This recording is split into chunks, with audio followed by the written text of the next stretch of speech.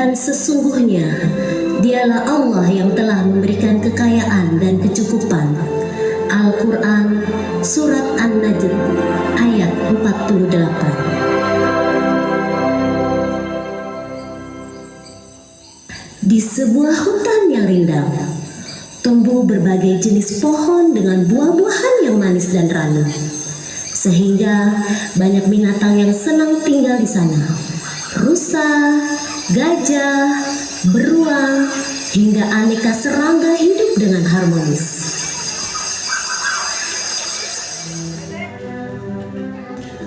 Pada suatu ketika, hutan tersebut kedatangan penghuni baru, yaitu si ulat kecil.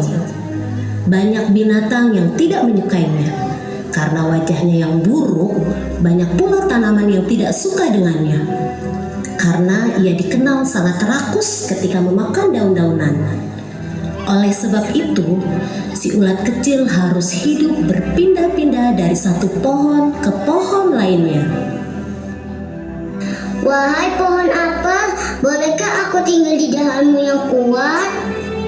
Tidak boleh, makanmu banyak dan kau tidak memberi manfaat apa-apa bagiku.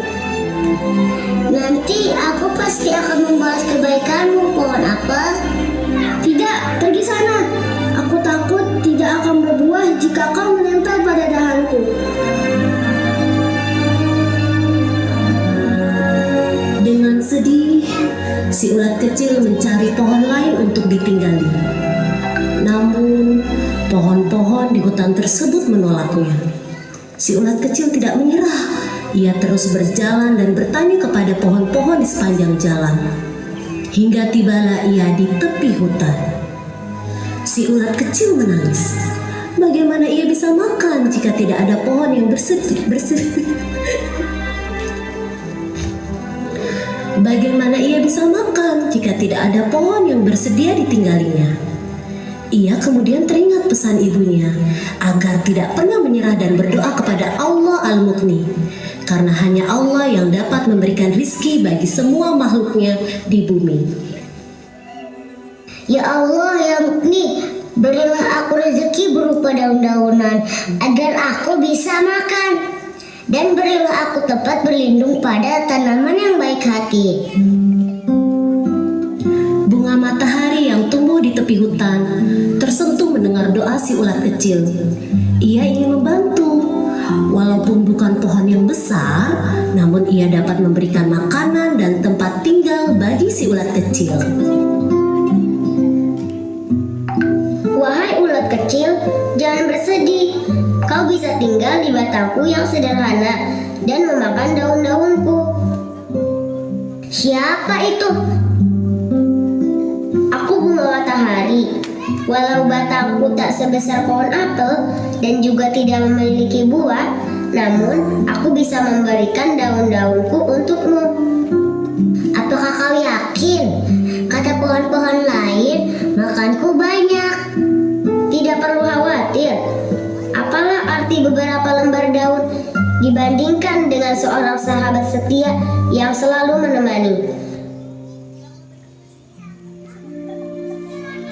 Si ulat kecil sangat senang. Ia bukan hanya menemukan tempat bernaung dan makanan, ia juga memiliki sahabat baru. Allah telah mengabulkan doanya. Ia sangat bersyukur kepada Allah. Sejak saat itu, si ulat kecil menghabiskan waktunya bersama bunga matahari yang baik hati. Mereka bercerita, bermain, dan tertawa bersama. Namun pada suatu hari, wahai sahabatku, hari ini adalah hari terakhir kita bisa bermain bersama. Memang kenapa ulat kecil? Mulai besok aku harus berpuasa di dalam kepompong agar bisa menjadi makhluk yang lebih baik, yang bisa memberi manfaat seperti dirimu. Selama ini aku banyak makan untuk bekalku berpuasa.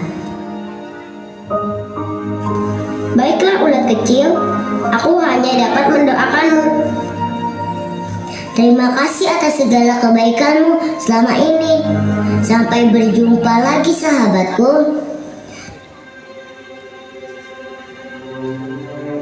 si ulat kecil membungkus dirinya dalam kepompong. Bunga matahari melindungi sahabatnya dari panas dan hujan, juga menjaganya dari tiupan angin kencang. Sampai akhirnya kepompong itu terbuka dan keluarlah seekor binatang yang memiliki sayap yang cantik. Siapakah dirimu? Mengapa bukan sahabatku, si ulat kecil yang keluar dari kepompong itu? Akulah si ulat kecil sahabatmu. Setelah aku berpuasa, aku berubah menjadi kupu-kupu yang cantik. Sekarang aku bisa membantu penyerbukanmu dan bunga-bunga lain.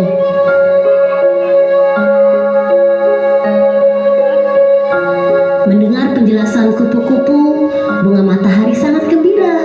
Ternyata Allah menganugerahkan kemampuan istimewa kepada ulat untuk berubah menjadi kupu-kupu. Bunga matahari percaya bahwa Allah Al-Mughni menciptakan semua makhluk pasti ada manfaatnya, sehingga bisa membantu yang lainnya. Mereka pun kembali bersahabat dan saling tolong-menolong.